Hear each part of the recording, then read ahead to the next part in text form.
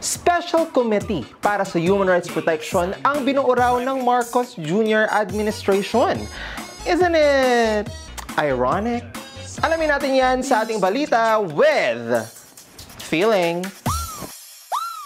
Ang bango-bango, ang bango-bango, ang bango-bango ng tula.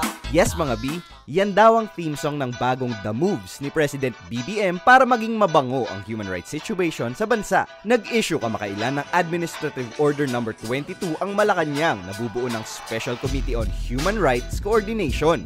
For the protection of human rights daw yan. Pero sabi ng human rights groups, wow, ang bango pakinggan.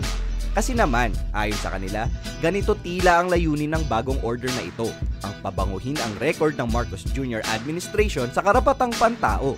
Kasama na raw dyan ang pag-erase, revise sa malagim na human rights record ng Marcos Sr. dictatorship noong 1970s at ang sinunda naman niyang Duterte administration. Ika nga ng grupong karapatan, layunin ng order na pagtakpan ang malalang human rights abuses sa bansa, lalo na ang libu-libong kaso na nangyari at nangyayari raw sa ilalim ng kanyang termino. Anong say ng human rights workers natin sa bagong administrative order na ito?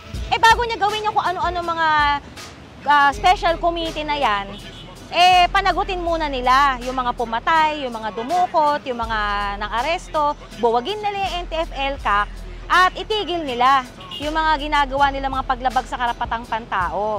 Unang narinig ko yan, ang unang pumasok sa akin ay mapagpanggap. Wala naman silang nagawa para pahusayin yung kalagayan ng human rights sa bansa. Lantad naman na ang mga suspect sa paglulunsad ng mga extrajudicial killings, mga enforced disappearances, ay yung mga militar at mga kapulisan.